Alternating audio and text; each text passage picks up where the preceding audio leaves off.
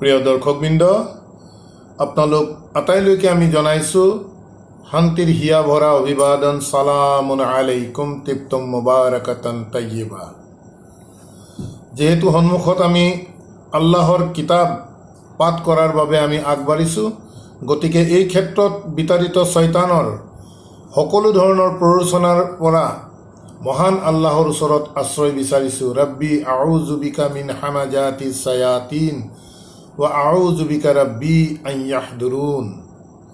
প্ৰিয় দৰ্শকবৃন্দ, মহান আল্লাহৰ দ্বাৰা নাজিলকৃত এই বিস্ময়কৰ মহাগ্ৰন্থ আল কোৰআনৰ যেহেতু বাহকৰ দায়িত্ব গ্ৰহণ কৰাৰ বাবে আমি চেষ্টা কৰিছোঁ, ইয়াৰ বাৰ্তা যেহেতু আমি মানুহৰ মাজলৈ লৈ যোৱাৰ বাবে আমি আমাৰ চেষ্টা অব্যাহত ৰাখিছোঁ, গতিকে এই ক্ষেত্ৰত মহান আল্লাহে যাতে আমাৰ বুজ বৃদ্ধি কৰি দিয়ে আৰু এই দায়িত্ব যাতে আমাৰ বাবে সহজ কৰি প্ৰতিটো কথা স্পষ্টভাৱে যাতে আমি মানুহৰ আগলৈ বিশুদ্ধভাৱে আমি লৈ যাব পাৰোঁ, তাৰ বাবে আল্লাহৰ ওচৰত দোৱা বিচাৰিছোঁ। ৰব্বি ইশৰাহ লি সাদৰি ওয়া ইয়াসসিৰ লি আমৰি ওয়াহলুল উকদাতাম মিন লিসানি ইয়াফকাহু কাওলি ৰব্বি জিদনি ইলমান।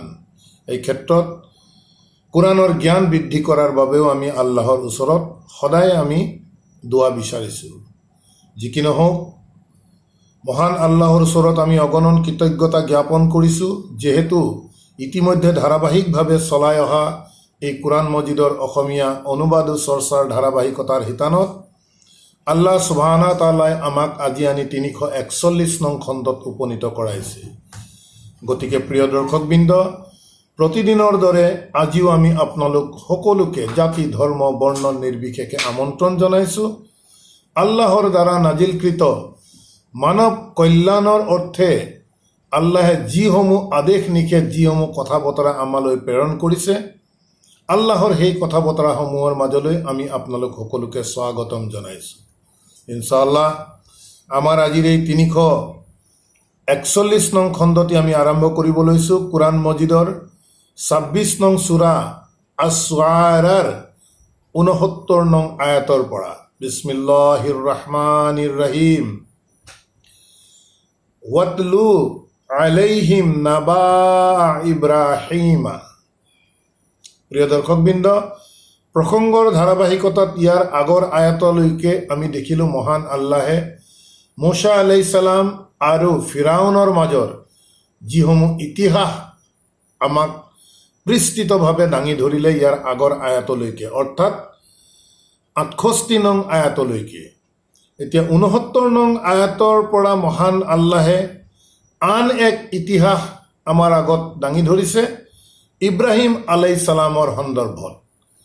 গতিকে ইয়াত বাৰ্তাবাহকক কোৱা গৈছে যে ওয়াতলু আলাইহিম, সিহঁতৰ আগত তুমি এতিয়া পাঠ কৰা নাবা ইব্ৰাহিমু, ইব্ৰাহিমৰ যিসমূহ কাহিনী যি খবৰ ইব্ৰাহিম সন্দৰ্ভত যিসমূহ আছিলে সেই বিষয়সমূহ এতিয়া তুমি সিহঁতৰ আগত পাঠ কৰা। ইজ ক্বালা লি আবিহি ওয়া কওমিহি মা তা'বুদুনা। যেতিয়া ইব্ৰাহিম আলাইহিছ সালামে কাহিনী আৰম্ভ হৈছে, নাবা আৰম্ভ কৰিছে এই 70 নং আয়াতৰ পৰা। ইয়াত কোৱা গৈছে ইজ ক্বালা, যেতিয়া ইব্ৰাহিমে কৈছিল, লি আবিহি, তেওঁৰ পিতাকক, ৱা কওমিহি, আৰু তেওঁৰ জাতিক। যেতিয়া ইব্ৰাহিমে তেওঁৰ পিতাক আৰু তেওঁৰ জাতিক কৈছিল মা তা'বুদুনা, এই যে তোমালোকে গোলামী কৰিছা, ইবাদত কৰিছা, এইবোৰ কি, কিহৰ তোমালোকে এইবোৰ ইবাদত কৰিছা? কালু, তেতিয়া তেওঁৰ জাতিৰ লোকসকলে কৈছিল না'বুদু, যে আমি ইবাদত কৰোঁ, আসনামান, আমি ইবাদত কৰোঁ কিছু অবক্ষয় মূৰ্তিৰ, আইডলছ, আমি এই মূৰ্তিসমূহৰ ইবাদত কৰোঁ বুলি কৈছে। ফানা জাল্লু লাহা, আৰু এই মূৰ্তিসমূহৰ প্ৰতি আমি সমৰ্পিত হৈ থাকোঁ, আমি নিবেদন কৰি থাকোঁ। আকিফিনা, আমি ডিভটেড, তেওঁলোকৰ প্ৰতিয়ে আমি উৎসৰ্গিত হৈ থাকোঁ, তেওঁলোককেই আমি ইবাদত কৰোঁ, গোলামী কৰোঁ। ইব্ৰাহিম আলাইহিছ সালামৰ যেতিয়া তেওঁৰ পিতাক আৰু তেওঁৰ জাতিক প্ৰশ্ন কৰিছিল যে তোমালোকে এই যে ইবাদত কৰি আছা, গোলামী কৰি আছা, এইবোৰ প্ৰকৃততে কি, কিহৰ গোলামী কৰি আছা? উত্তৰত তেওঁলোকে কৈছে যে কালু নাবুদু, যে সিহঁতে কৈছিল আমি ইবাদত কৰোঁ আসনামান, কিছু অবক্ষয় মূৰ্তিৰ, আইডলছৰ আমি ইবাদত কৰোঁ। ফানাজ্জালু লাহা আকিফিন, আৰু সিহঁতৰ প্ৰতিয়ে আমি আমাৰ যি প্ৰাৰ্থনা আমি নিবেদন কৰিব লাগে তেওঁলোকৰ প্ৰতিয়ে আমি সমৰ্পিত হৈ আমি তেওঁলোকৰ প্ৰতিয়ে নিবেদিত। এতিয়া প্ৰিয় দৰ্শকবৃন্দ, আমি মন কৰি যাব লাগিব শব্দৰ প্ৰয়োগ। ইয়াত নাবুদু, আমি ইবাদত কৰোঁ, তেওঁলোকে স্পষ্ট কৰিছে তেওঁলোকে ইবাদত কৰে কিছু অবক্ষয় মূৰ্তিৰ প্ৰতি, তেওঁলোকে যাক আল্লাহৰ সমকক্ষ কৰি লৈছে। গতিকে নাবুদু এই শব্দ আমি সূৰা ফাতিহাটো আমাৰ ক্ষেত্ৰত আমি বিশ্বাসী যিসকল আমি আল্লাহৰ প্ৰতি বিশ্বাসী একেই শব্দ ব্যৱহাৰ কৰোঁ। আলহামদুলিল্লাহি ৰাব্বিল আলামিন আৰ ৰহমান আৰ ৰহিম মালিকি ইয়াউমিদ্দিন ইয়্যাকা নাবুদু, যে আমি বিশ্বাসীসকলে কৈ আছোঁ ইয়্যাকা নাবুদু, আমি একমাত্ৰ তোমাৰেই ইবাদত কৰোঁ, অৰ্থাৎ আল্লাহৰ। গতিকে শব্দ প্ৰয়োগ মন কৰিব লাগিব, ইয়াত নাবুদু একেটা শব্দই ব্যৱহাৰ কৰিছে। এই কথা শুনি ইব্ৰাহিম আলাইহিছ সালামে প্ৰশ্ন কৰিছিল, কালা, তেতিয়া ইব্ৰাহিম আলাইহিছ সালামে সুধিছিল বা কৈছিল, হাল ইয়াসমাউনাকুম ইদ তাদউনা, তেওঁৰ জাতিৰ লোকসকলক, তেওঁৰ পিতাকক সুধিছিল, হাল ইয়াসমাউনাকুম, যে সিহঁতে, তোমালোকে যাৰ ইবাদত কৰোঁ বুলি কৈছা, সিহঁতে তোমালোকৰ শুনে নেকি? ইজ তাদউ, যেতিয়া তোমালোকে সিহঁতক আহ্বান কৰা, মাতা, তেতিয়া তোমালোকৰ কথা সিহঁতে শুনে নেকি এই অবক্ষয় মূৰ্তিসকলে? আও, অথবা ইয়ানফাউনাকুম, অথবা তোমালোকৰ কিবা, তোমালোকৰ বাবে ভাল কৰি দিব পাৰে নেকি? নাফা, তোমালোকৰ কিবা লাভ কৰি দিব পাৰে নেকি ইহঁতে? আও ইয়াদুল্লুনা, অথবা তোমালোকৰ কিবা ক্ষতি কৰিব পাৰে নেকি যিসকলক, যি অবক্ষয় মূৰ্তিসকলক তোমালোকে গোলামী কৰোঁ বুলি কৈছা? কালু, এই প্ৰশ্ন ইব্ৰাহিম আলাইহিছ সালামৰ পৰা যেতিয়া শুনিলে, তেতিয়া তেওঁৰ কৌমৰ লোকসকল বা তেওঁৰ পিতাক সকলোৱে একত্ৰিত হৈ কৈছিল, কালু, সিহঁতে কৈছিল, বাল ৱাজাদনা আবাআনা, যে বৰং ৱাজাদনা, আমি পাইছোঁ, আবাআনা, আমাৰ পূৰ্বপুৰুষসকলক, কাজালিকা, এনেধৰণেই, ইয়াফআলুনা, এনেধৰণেই ইহঁতে গোলামী কৰা আমি পাইছোঁ। ভাল ধৰণে আমি গোটেই বিষয়বস্তুবোৰ আমি মন কৰি যাব লাগিব বিশ্লেষাত্মক দৃষ্টিভংগীৰে। ইব্ৰাহিম আলাইহিছ সালামৰ প্ৰশ্নৰ উত্তৰত তেওঁৰ মূৰ্তি পূজাৰী কৌমসকলে কৈছে, তেওঁলোকৰ পূৰ্বপুৰুষসকলক দেখুৱাই যে আমাৰ পূৰ্বপুৰুষসকলকে আমি পাইছোঁ, দেখা পাইছোঁ যে তেওঁলোকে এনেধৰণেই মূৰ্তিসকলৰ গোলামী কৰি অহা আমি দেখিছোঁ। বিষয়বস্তু তেওঁলোকে কিন্তু পূৰ্বপুৰুষক দেখুৱাই আছে।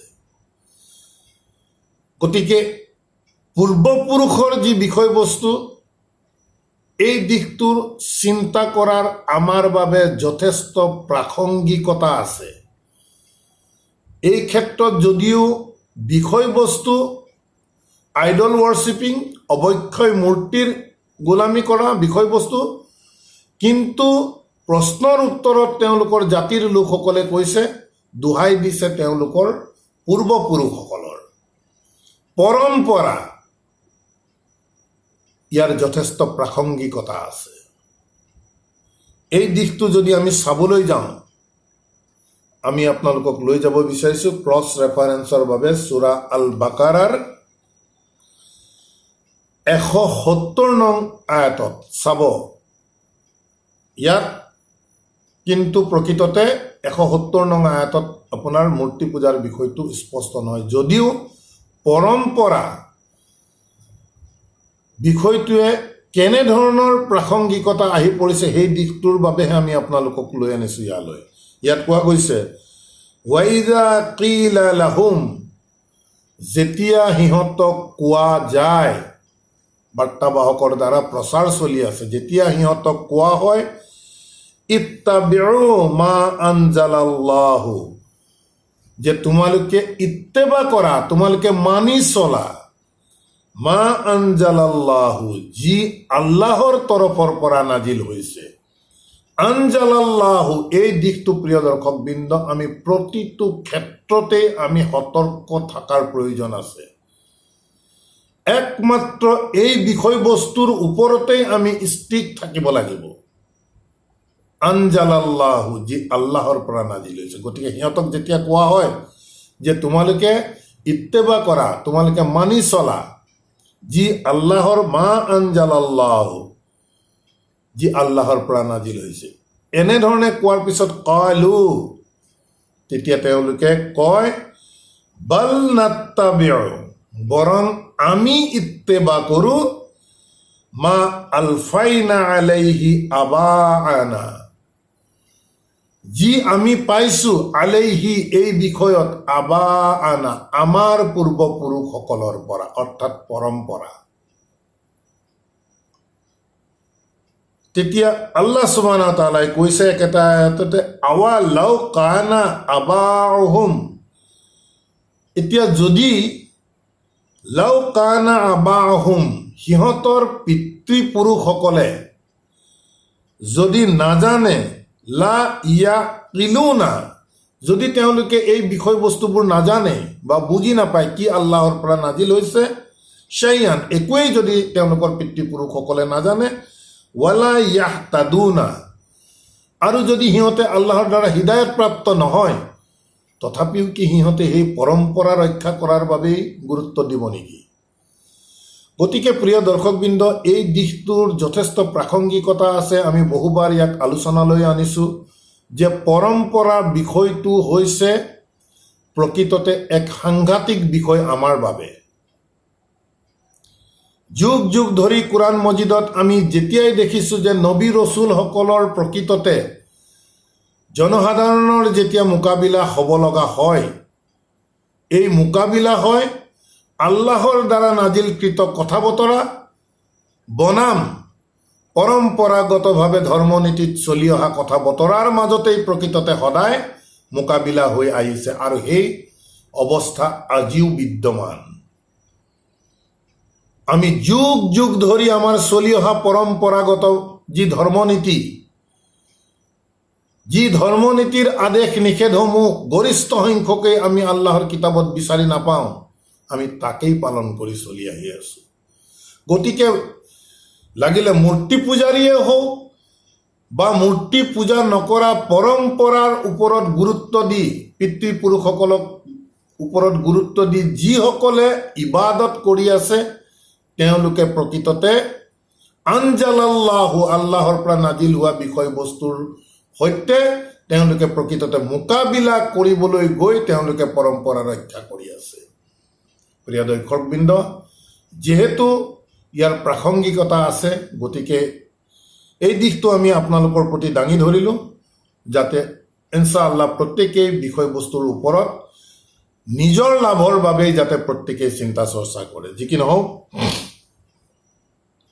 প্ৰশ্নৰ উত্তৰত তেওঁলোকে ক'লে যে আমি যেতিয়া সুধিলে যে ইব্ৰাহিম আলাইহিছ সালামে যে তোমালোকে যাৰ গোলামী কৰা, সিহঁতে তোমালোকক শুনিব পায় নেকি যে যেতিয়া তোমালোকে তেওঁলোকক আহ্বান কৰা মাতা বা সিহঁতে তোমালোকৰ কিবা লাভ কৰি দিব পাৰে নেকি বা কিবা ক্ষতি কৰি দিব পাৰে নেকি?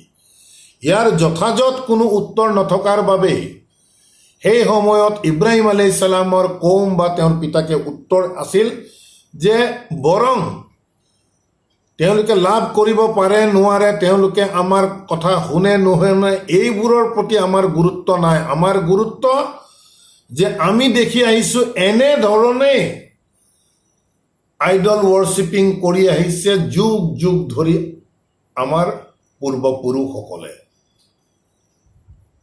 বিষয়বস্তু যদিও ইয়াৰ পৃথক থাকে, কিন্তু ইয়াৰ মূল দৃষ্টিভংগী কিন্তু পৰম্পৰা ৰক্ষা কৰা বা যুগ যুগ ধৰি চলি অহা যিসমূহ নীতি নিয়ম আল্লাহৰ কিতাপৰ বাহিৰৰ তাক পালন কৰাটোৱে হৈছে এক গুৰুতৰ অপৰাধ।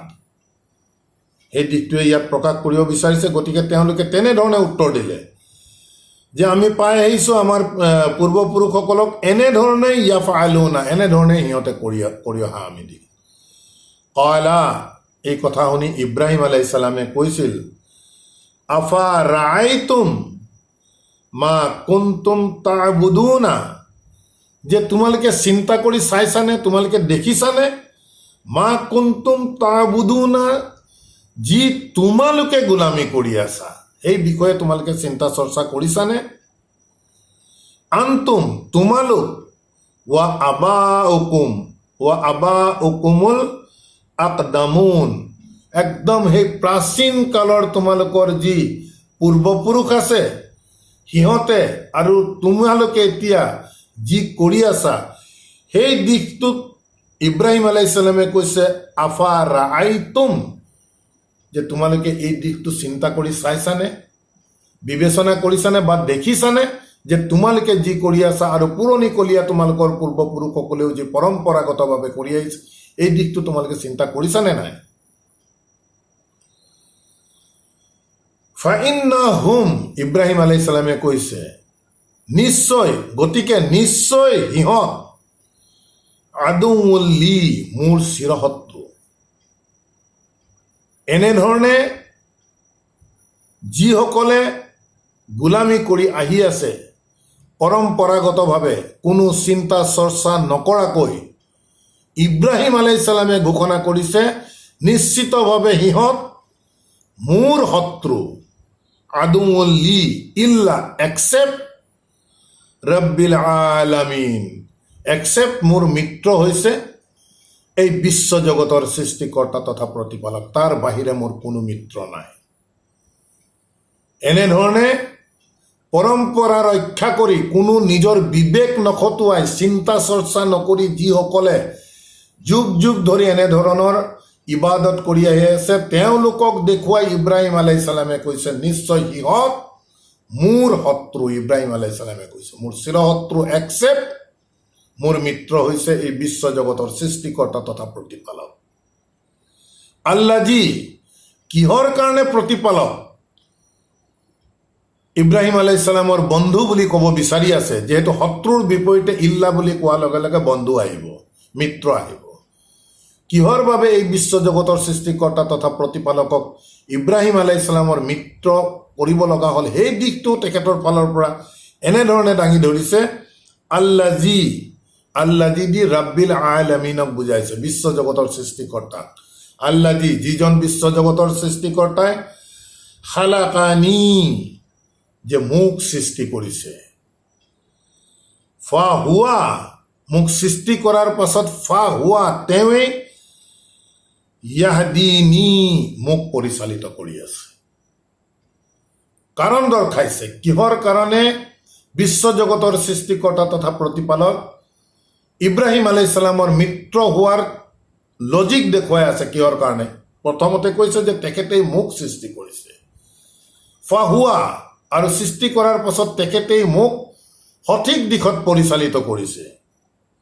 ৱা আল্লাজি, আৰু তেখেতেই হুৱা, তেখেতেই সেইজন, অৰ্থাৎ বিশ্ব জগতৰ সৃষ্টিকৰ্তা অৰ্থাৎ আল্লাহ, তেখেতেই সেইজন ইউতইমুনি, মোক খাদ্য খুৱাইছে বা খুৱাই। ৱা ইয়াস্তাকিনি আৰু মোক পান কৰায়। প্ৰিয় দৰ্শকবৃন্দ, শব্দসমূহ আমি যথেষ্ট, প্ৰতিটো শব্দ কেৱল আয়াতেই নহয়, প্ৰতিটো শব্দ আমি গুৰুত্ব সহকাৰে চোৱাৰ প্ৰয়োজন আছে। ইয়াত কৈছে যে আল্লাহে, ইব্ৰাহিম আলাইহিছ সালামে ঘোষণা কৰিছে যে আল্লাহে ইউতইমুনি, মোক খাদ্য খুৱায়। গতিকে আমি যি খাদ্য খাই আছো সেই ৰিজক আল্লাহে আমাক দিছে। কেৱল ৰিজক দিয়াই নহয়, শিশুসকলক, যেতিয়া কেঁচুৱা ল'ৰাসকলক বা শিশুসকলক মাতৃয়ে যেনেধৰণে প্ৰকৃততে খুৱাই দিয়ে, ঠিক তেনেধৰণে আল্লাহে, ইব্ৰাহিম আলাইহিছ সালামে কৈছে মোক খাদ্য খুৱায়। এই হাতখন যে আমি দাঙিছো, প্ৰতিটো ক্ষেত্ৰতে আল্লাহৰ অৱদান আছে। ইয়াত আল্লাহৰ অনুগ্ৰহ আছে। আল্লাহৰ অনুগ্ৰহ নাথাকিলে আমি হাতখন এনেকে খাদ্য থালিৰ পৰা আমি ভাত লৈ আমি মুখলৈ নিব নোৱাৰো। ইমান দহলৈকে শব্দৰ দ্বাৰা আমি চিন্তা কৰাৰ প্ৰয়োজন আছে। ঠিক তেনেধৰণে ইয়াস্তাকিনি, তেখেতে পান কৰায়। আমি যে গিলাচত পানী লৈছো, চৰ্বত খাইছো, যিয়েই আমি পানীয় পান কৰিছো আমাৰ তৃষ্ণা নিবাৰণৰ বাবে, আমি পান কৰা নহয়, আল্লাহে আমাক পান কৰোৱাই দিছে। একেবাৰে এনেধৰণৰ গভীৰতালৈ আমি কোৰাণ মজিদ যেতিয়া লৈ বহিম, এনেধৰণৰ গভীৰতালৈ আমি যাব লাগিব, যিহেতু শব্দই আমাক তেনেধৰণেই বুজাই আছে। আমি নিজে খাওঁ, নিজে বনাওঁ, নিজে কৰিব পৰা আমাৰ একো ক্ষমতাই নাই, যেতিয়ালৈকে আল্লাহে তেখেতৰ অদৃশ্য পৰিচালনা শক্তি অৰ্থাৎ ফিৰিষ্টাসকলৰ দ্বাৰা আমাক যেতিয়ালৈকে সহায় নকৰিব, তেতিয়ালৈকে আমাৰ নিজৰ কোনো ক্ষমতা নাই। এই দিশবোৰ প্ৰিয় দৰ্শকবৃন্দ, আমি কোৰাণ মজিদ অধ্যয়ন, সেইবাবে ৱাৰাত্তিলিল কোৰআন তাৰ্তিলা, লাহে ধীৰে আমাক পঢ়িবলৈ কৈছে। শব্দ পঢ়ি শব্দই কি কৈছে বুজিব লাগিব, তাৰপিছত তাৰ বাস্তৱিকতা আমি চিন্তা কৰিব লাগিব। তাৰপাছত ইব্ৰাহিম আলাইহিছ সালামে কৈ আছে কাৰণবোৰ, কিহৰ কাৰণে আল্লাহ তেখেতৰ মিত্ৰ। ৱা ইজা, আৰু যেতিয়া মাৰিত্তু, যেতিয়া মোক কোনো ৰোগাক্ৰান্ত হওঁ, যেতিয়া মোক কোনো বেমাৰে আক্ৰমণ কৰে, কোনো ৰোগে আক্ৰমণ কৰে, ফা হুৱা, তেতিয়া তেওঁৱে ইয়াছফিনি, মোক এই ৰোগ নিৰাময় কৰে।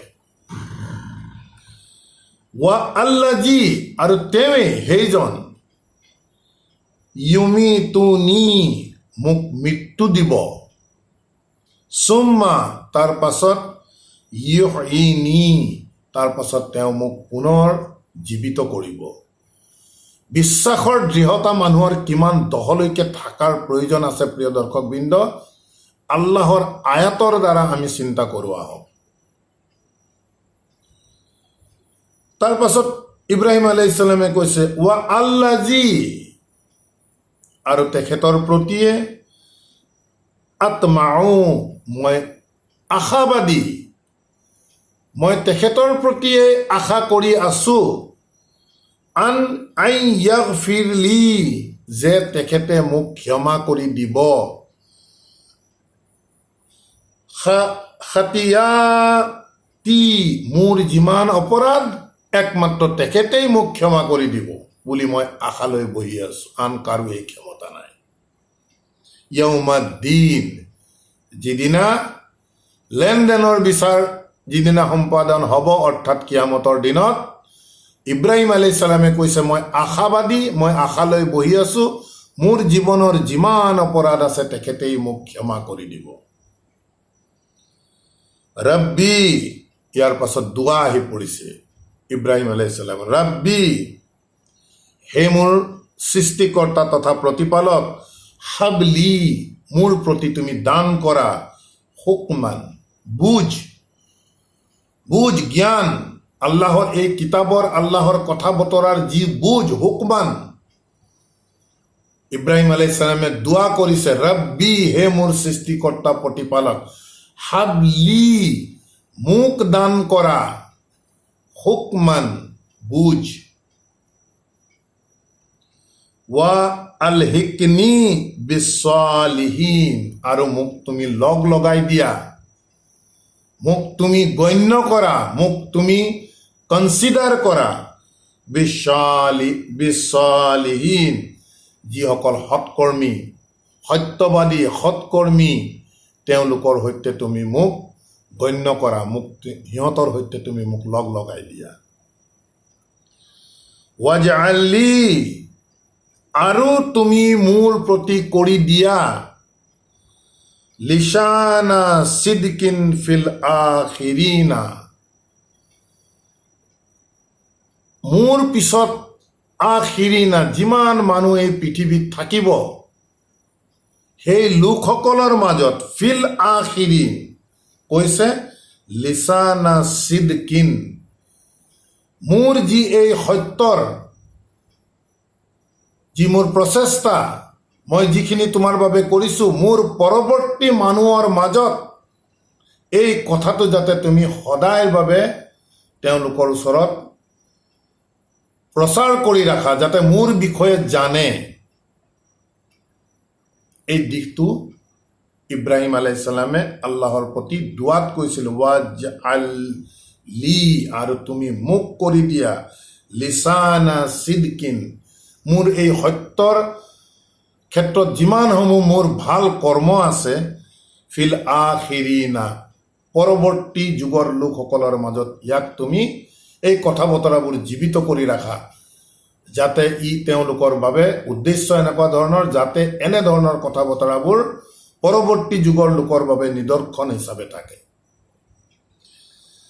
তাৰপিছত কৈছে ৱাজআলনি, আৰু তুমি মোক কৰি দিয়া, মিন ৱাৰাসাতিল জান্নাতিল নাঈম, জান্নাতিল নাঈম, তোমাৰ অনুগ্ৰহ পুষ্ট যি তোমাৰ বাগিচা, অৰ্থাৎ জান্নাত, সেই জান্নাতৰ ৱাৰাসাত, উত্তৰাধিকাৰী কৰিবৰ বাবে ইব্ৰাহিম আলাইহিছ সালামে দোৱা কৰি কৈছে ৱাজআলনি, আৰু তুমি মোক কৰি দিয়া, মিন ৱাৰাসাতি, উত্তৰাধিকাৰীসকলৰ মাজৰ এজন। কিহৰ উত্তৰাধিকাৰী? জান্নাতিন নাঈম, তোমাৰ অনুগ্ৰহ পুষ্ট যি বাগিচা থাকিব, অৰ্থাৎ জান্নাত, তাত যিসকল থাকিব উত্তৰাধিকাৰী, সেই উত্তৰাধিকাৰীসকলৰ মাজত তুমি মোকো এজন তুমি কৰি লোৱা। ৱাগফিৰলি আবি, আৰু তুমি মোৰ পিতাক তুমি মাফ কৰি দিবা, ক্ষমা কৰি দিবা। ইন্নাহু, নিশ্চয় তেওঁ, কানা মিনাদ-দাল্লিন, নিশ্চয় তেওঁ সেই ভ্ৰষ্টতাসকলৰ মাজৰ এজন আছিল। গতিকে তেখেতৰ দুৱাৰ ভিতৰত তেখেতৰ পিতাকৰ প্ৰতিও এই দুৱা ইব্ৰাহিম আলাইহিছ সালামে আল্লাহৰ প্ৰতি কৈছে যে মোৰ পিতাকো তুমি ক্ষমা কৰি দিবা, যদিও নিশ্চিতভাৱে তেখেত সেই ভ্ৰষ্ট লোকসকলৰ মাজত, অৰ্থাৎ মূৰ্তি পূজাৰীসকলৰ মাজত তেওঁ এজন আছিল। লগে লগে কিন্তু পৰৱৰ্তী আয়াতটো মন কৰিবলগীয়া, ৱালা তুখজিনি ইয়াউমা ইউবআছুন, পিতাকৰ দোৱা কৰাৰ লগে লগে পৰৱৰ্তী আয়াতত কৈছে ৱালা তুখজিনি, আৰু তুমি মোক লাঞ্ছিত কিন্তু নকৰিবা। ইয়াউমা ইউবআছুন, যিদিনা তুমি পুনৰুত্থান কৰিবা, সিদিনা কিন্তু তুমি মোক লাঞ্ছিত নকৰিবা। অৰ্থাৎ বুজাব বিচাৰিছে, আগৰ আয়াতত স্পষ্টভাৱে কৈছে যে তেওঁ পিতাক প্ৰকৃততে ভ্ৰষ্টকাৰীসকলৰ মাজত আছিল। গতিকে পিতাকৰ তেনে কৰ্মৰ বাবে ইব্ৰাহিম আলাইহিছ সালামে আল্লাহৰ ওচৰত দোৱা বিচাৰিছে যে তুমি যিদিনা পুনৰুত্থান কৰিবা, সিদিনা কিন্তু মোক তুমি লাঞ্ছিত নকৰিবা, মোৰ অপৰাধৰ বাবেই হওক বা মোৰ পিতাৰ অপৰাধৰ বাবেই হওক, তুমি মোক লাঞ্ছিত নকৰিবা।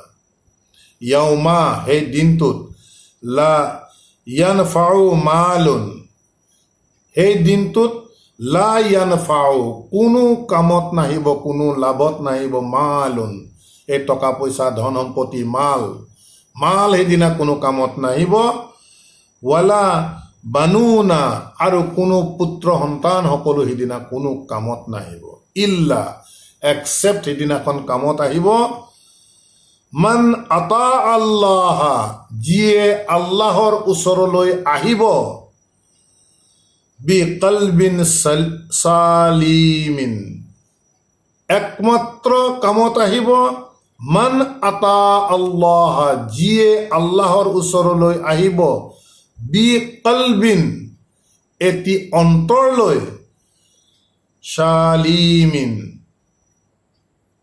সম্পূৰ্ণ সমৰ্পিত, পৃথিৱীত থাকোঁতে আল্লাহৰ এককভাৱে একনিষ্ঠভাৱে আল্লাহৰ প্ৰতি সম্পূৰ্ণ সমৰ্পিত এক অন্তৰলৈ যি আল্লাহৰ ওচৰলৈ আহিব, সেই লোকসকলৰহে সেইদিনা প্ৰকৃততে লাভ হ'ব। এই দিশটোৰো যথেষ্ট প্ৰাসংগিকতা আছে। আমাৰ এখন প্ৰত্যেকৰে অন্তৰ আছে। এই অন্তৰে প্ৰকৃততে আমি কণ্ট্ৰল কৰি ৰখাটো আটাইতকৈ ডাঙৰ কথা। কিয়নো আমাৰ এই অন্তৰ আমাৰ নিজৰ স্ব ইচ্ছা ইত্যাদি বিষয়বোৰ মুমিনসকলৰ আল্লাহে ক্ৰয় কৰি লোৱা বুলি কৈছে, বিনিময়ত আল্লাহে জান্নাতৰ কথা কৈছে। গতিকে আমাৰ মন, আমাৰ খেয়াল খুচি, আমাৰ নিজ ইচ্ছাত আমি চলাব নোৱাৰিম। সম্পূৰ্ণভাৱে আমাৰ অন্তৰ আল্লাহৰ প্ৰতি সমৰ্পিত হৈ যিসকল সিদিনা আল্লাহৰ ওচৰলৈ যাব, তেওঁলোকৰহে প্ৰকৃততে লাভ হ'ব। এই দিশবোৰ আমি চাব লাগিব। তাৰপিছত কৈছে ৱা উজলিফাতিল জান্নাতু লিল মুত্তাকিন, আৰু যিসকল আল্লাহৰ ৰোষক ভয় কৰা অৰ্থাৎ যিসকল মুত্তাকি থাকিব, ৱা উজলিফাতিল জান্নাতু, আৰু জান্নাত তেওঁলোকৰ কাষলৈ লৈ অনা হ'ব, লিল মুত্তাকিন, মুত্তাকিসকলৰ বাবে জান্নাত ওচৰলৈ লৈ অনা হ'ব। ৱা বুৰৰিজাতিল জাহিমু লিল গাৱিন, আৰু উন্মুক্ত কৰি দিয়া হ'ব জাহান্নাম লিল গাৱিন, ভ্ৰষ্টসকলৰ বাবে সিদিনা জাহান্নাম উন্মুক্ত কৰি দিয়া হ'ব। অৰ্থাৎ দপ দপাই থকা জুই সিদিনা ভ্ৰষ্ট লোকসকলৰ বাবে উন্মুক্ত কৰি দিয়া যাব, আৰু মুত্তাকিসকলৰ বাবে জাহান্নাম একেবাৰে কাষলৈ লৈ আনিব। ৱাকিলা, আৰু কোৱা হ'ব লাহুম, যিসকলক জাহান্নামী হ'ব, জাহান্নাম যিহেতু উন্মুক্ত কৰি দিয়াৰ কথা কৈছে, ৱাকিলা লাহুম, আৰু সিহঁতক কোৱা হ'ব আইনামা কুনতুম তা'বুদুনা, এই তোমালোকে যিসকলৰ গোলামী কৰিছিলা, ইবাদত কৰিছিলা, আইনামা, এতিয়া সিহঁত ক'ত? আইনামা, সিহঁতে এতিয়া ক'ত? আল্লাহৰ দ্বাৰা প্ৰশ্ন কৰা যাব সিদিনাখন। ৱাকিলা লাহুম, আৰু সিহঁতক কোৱা হ'ব আইনামা, ক'তা? কুনতুম তা'বুদুন, তোমালোকে যিসকলক গোলামী কৰিছিলা, এতিয়া এই কিয়ামতৰ এই অৱস্থাত সিহঁত ক'ত? আৰু গোলামী কৰা বিষয়টো পৰৱৰ্তী আয়াতত কৈছে মিন দুনিল্লাহি, আল্লাহৰ উপৰিও প্ৰকৃততে তোমালোকে যাক গোলামী কৰিছিলা, সমকক্ষ কৰি লৈছিলা, ক'ত? তেওঁলোক এতিয়া ক'ত আছে? আল্লাহে সুধিব। হাল ইয়ানছুৰুনাকুম, সিহঁতে তোমালোকক এই সংকটময় পৰিস্থিতিত, হাল ইয়ানছুৰুনাকুম, সিহঁতে তোমালোকক কিবা সহায় কৰিব পাৰিছে নেকি এতিয়া?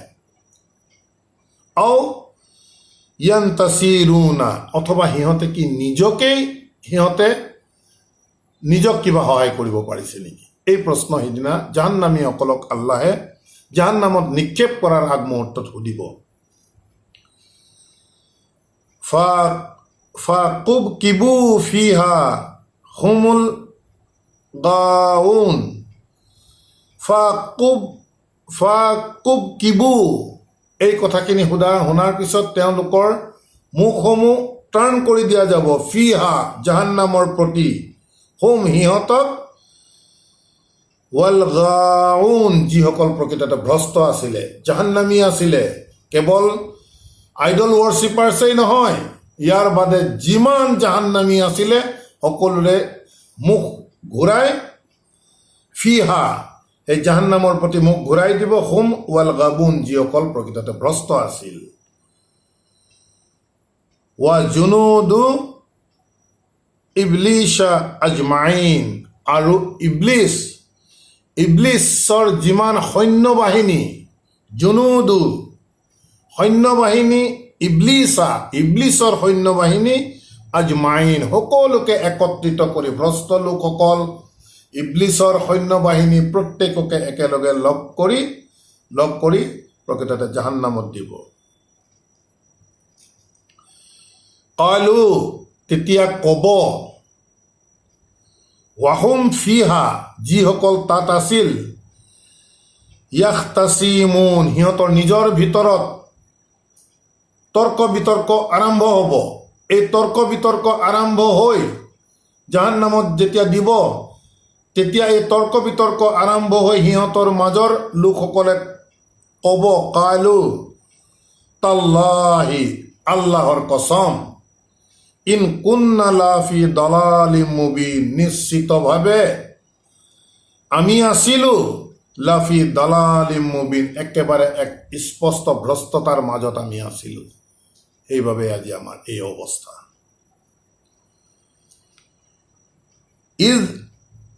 ইজ নুসাউইকুম বিৰাব্বিল আলামিন, আৰু এই ভ্ৰষ্টতাৰ দিশটো তেওঁলোকে কৈছে, ইজ নুসাউইকুম, আমি সিহঁতক অৰ্থাৎ মান্যসকলক আমি একেবাৰে সমকক্ষ কৰি দিছিলোঁ, বিৰাব্বিল আলামিন, এই বিশ্বজগতৰ সৃষ্টিকৰ্তা অৰ্থাৎ মহান আল্লাহৰ আমি সিহঁতক সমকক্ষ কৰি লৈছিলোঁ, যাক আমি গোলামী কৰিছিলোঁ, ইবাদত কৰিছিলোঁ, যাৰ কথা আমি মানি চলিছিলোঁ, তেওঁলোকৰ স্থান আমি একেবাৰে সমকক্ষ কৰি লৈছিলোঁ। এই আয়াতৰো প্ৰিয় দৰ্শকবৃন্দ যথেষ্ট প্ৰাসংগিকতা আছে। ইয়াত যদিও আইডল ৱৰ্শ্বিপাৰ সকলৰ এইটো কনফেশ্যন, কিন্তু জাহান্নামত প্ৰত্যেকটো ভ্ৰষ্ট লোকসকলৰ বিষয়ে আল্লাহে ইয়াত কৈছে। গতিকে আল্লাহৰ সৈতে সমকক্ষ কৰা দিশটো কিন্তু যথেষ্ট প্ৰাসংগিকতা আমাৰ বাবে আছে। আমি তেনেধৰণৰ আমি কাম কৰিছোঁ নেকি? সমকক্ষ কৰাৰ অৰ্থটো হৈছে কেৱল আমি আল্লাহৰ কথা শুনিব লাগিব, মান্য কেৱল আমাৰ আল্লাহ হ'ব লাগিব। আমি কিন্তু আল্লাহৰ উপৰিও আন কাৰোবাৰ কথাক আমি মান্য হিচাপে লৈছোঁ নে নাই, এই দিশটো প্ৰত্যেকেই বিবেচনা কৰিব পাৰিব, প্ৰত্যেকেই চিন্তা কৰিব পাৰিব। যদি আমি আল্লাহৰ উপৰিও আনৰ কথাক আমি ইবাদত কৰি আছোঁ, তেতিয়া তেনে লোকক আমি আল্লাহৰ সমকক্ষ কৰি লোৱা বুজাব। কোৰাণ যিহেতু আমাৰ বাবে পাঠ্য, ইয়াৰ পৰা আমি শিক্ষা ল'ব লাগিব। কেনেধৰণৰ শিক্ষা ল'ব লাগিব, এই দিশটো আমি প্ৰকৃততে বিশ্লেষণ কৰাৰ বাবে কিছু চেষ্টা কৰিছোঁ। গতিকে আল্লাহৰ সৈতে সমকক্ষ কৰাৰ বিষয়টো আহিছে, জাহান্নামীসকলে সেইদিনা তাত তেওঁলোকে কনফেছ কৰিব। এই ক্ষেত্ৰত আমাক সোধাৰ প্ৰয়োজন আছে, আমি কাৰোবাক পঢ়িছোঁ নেকি? এককভাৱে আল্লাহৰ কথাই যিহেতু আমাক আল্লাহে ইত্তেবা কৰিব কৈছে, ইত্তাবিউ মা উনজিলা ইলাইকুম মিৰ ৰাব্বিকুম, আমি সদায় কৈ আহিছোঁ আল্লাহৰ হুকুম ইত্তাবিউ, তোমালোকে ইত্তেবা কৰা, মানি চলা, মা উনজিলা ইলাইকুম, যি তোমালোকৰ প্ৰতি নাজিল কৰা গৈছে, মিৰ ৰাব্বিকুম, তোমালোকৰ সৃষ্টিকৰ্তা তথা প্ৰতিপালক। এই কমাণ্ড আল্লাহৰ আমি প্ৰকৃততে মানিছোঁ নে ইয়াৰ উপৰিও আন কাৰোবাৰ কথাক আমি মানি চলিছোঁ? যদি মানি চলিছোঁ, তেন্তে আমি আল্লাহৰ সৈতে তেওঁক সমকক্ষ কৰা বুজাব। গতিকে এই দিশবোৰৰ প্ৰাসংগিকতা আছে। ইনশাআল্লাহ আমি আশা ৰাখিম এই দিশবোৰ যাতে প্ৰত্যেকেই চিন্তা কৰে। তাৰ পাছত কৈছে, ওয়ামা আদাল্লানা, যে আমাক প্ৰকৃততে কোনো ভ্ৰষ্ট কৰা নাই, ইল্লাল মুজৰিমুনা, কেৱল অপৰাধীসকলেহে আমাক ভ্ৰষ্ট কৰিছিল। ফামা লানা মিন সাফিঈন, গতিকে লানা, আমাৰ বাবে এতিয়া কোনো সাফিঈন, কোনো সিফাতকাৰী আমাৰ বাবে নাই। ওয়ালা সাদিকিন হামিমিন, অথবা কোনো আমাৰ অন্তৰংগ বন্ধুও নাই। ফালাও আন্না লানা কাৰ্ৰাতান, তেতিয়া অনুতপ্ত হৈ তেওঁলোকে ক'ব, ফালাও, এতিয়া যদি, আন্না লানা কাৰ্ৰাতান, আমাক যদি এতিয়া ঘূৰাই পঠোৱাহেঁতেন, ফানাকুনা মিনাল মুমিনিনা, তেতিয়া নিশ্চয় আমি বিশ্বাসীসকলৰ মাজৰ হৈ থাকিলোহেঁতেন। ইন্না ফি যালিকা লাআয়াতান, নিশ্চয় এই কথা বতৰাবোৰ যে ক'লে তাৰ মাজত বহুতো নিদৰ্শন আছে। ওয়ামা কানা আকসাৰুহুম মুমিনিন, কিন্তু গৰিষ্ঠ সংখ্যকে এই কথা বতৰাবোৰ বিশ্বাস নকৰে। ওয়া ইন্না ৰাব্বাকা, আৰু নিশ্চয় তোমাৰ প্ৰতিপালক লাহুৱাল আজিজ, তেখেত মহাপৰাক্ৰমী, আৰু ৰাহিম, আৰু তেখেত পৰম কৰোণাময়। গতিকে আলহামদুলিল্লাহ, প্ৰিয় দৰ্শকবৃন্দ, আমাৰ আজিৰ এই অনুবাদ ও চৰ্চাৰ ধাৰাবাহিকতা আমি বুজাৰ আৰু শুনাৰ চেষ্টা কৰিলোঁ। ইব্ৰাহিম আলাইহিছ সালামৰ সন্দৰ্ভত আইডল ৱৰ্শ্বিপিঙৰ বিষয়ে আল্লাহে যি কথাসমূহ ক'লে, গতিকে এই কথাসমূহ আমি গুৰুত্ব সহকাৰে লৈ ইনশাআল্লাহ আমি প্ৰতিটো আয়াত চিন্তা কৰিম। আৰু আজি আমাৰ এই অনুবাদ ও চৰ্চাৰ ধাৰাবাহিকতা আমি ইমানতে সমাপ্ত কৰিব লৈছোঁ। ৰব্বানা আমান্না বিমা আনজালতা ওয়াত্তাবা'না ৰাসূল ফাকতুবনা মা'আস শাহিদিন ওয়া মা আলাইনা ইল্লাল বালাগ ওয়া মা তাওফীক ইল্লা বিল্লাহ। সালামুন আলাইকুম।